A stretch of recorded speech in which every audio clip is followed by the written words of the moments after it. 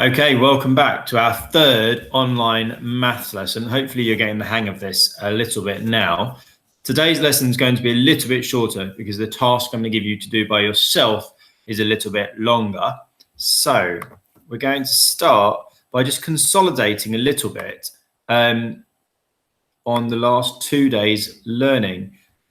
Let's get rid of that box there. So we know we've been looking at these core 7 symbols that we use to form our Roman numerals, a little bit like the digits within a number.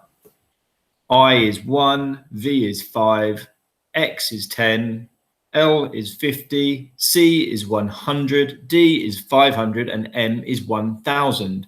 And we use those in different combinations to create our equivalent numbers. Up until now, we've been just calling them numbers or normal numbers. But actually, what we really call them is ordinal numbers, and sometimes you might hear them described as figures. So ordinal numbers are those digits we normally talk about, 1, 2, 3, 4, 5, 6, etc., etc. Whereas Roman numerals are the I's and the V's and the C's and the D's and all of that malarkey. So in this lesson and in the next few lessons, we're going to talk about ordinal numbers and Roman numerals. Remember, sometimes people call ordinal numbers figures. It's a little bit more American. Sometimes it happens still. Doesn't matter which one we use, ordinal numbers or figures. You remember that those are the traditional numbers that we use, whereas Roman numerals are the letters. Okay, so here's the first task. London has hosted the Summer Olympic Games 3 times. And we've got some different numerals and different numerals and ordinal numbers here. Your task, and I'll ask you to pause this video in a second, is to translate the Roman numerals into ordinal numbers and the ordinal numbers into Roman numerals. So when you're ready, can you pause the video and can you start to solve this problem? You can press play again when you're ready.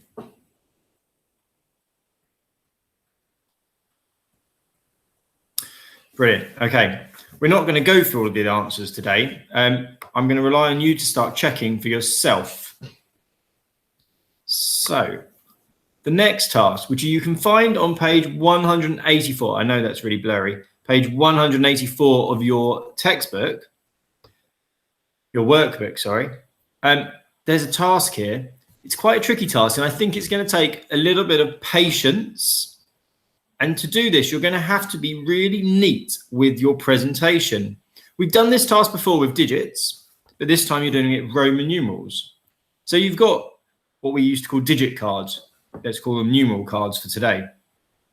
And you've got to use these to make 2 different numbers with the smallest possible difference. You can only use each card once in each number. So you can use each numeral card once in each number. That means you could have M in your first number and M in your second number, but you could not have MM in your first number and MM in your second number. So what are the 2 numbers you create?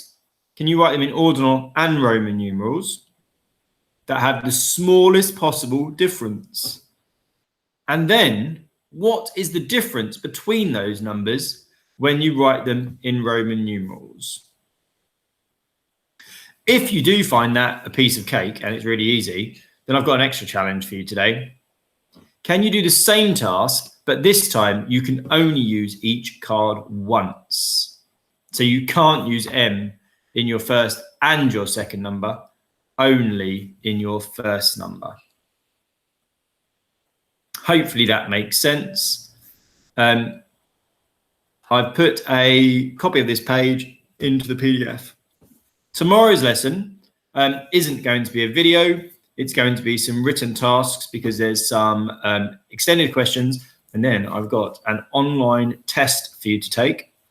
Just a quick heads up about the test. It's 5 questions, turning numerals into ordinal numbers and ordinal numbers into numerals. You might want to look at the questions, jot them down, spend some time solving them, and then go back to the computer if you're having to share computers with your siblings. If not, you can do it all on the computer. You do need to put your answers into the computer though. Press send and I can see the answers. That's the piece of maths work you need to submit this week. So you don't have to submit on Dojo any other maths work, providing you put the answers into that test with your name and press submit. Any questions, you can message your class teachers or me on Class Dojo. Sorry, your parents can message your class teachers or me on Class Dojo. Enjoy the rest of your day.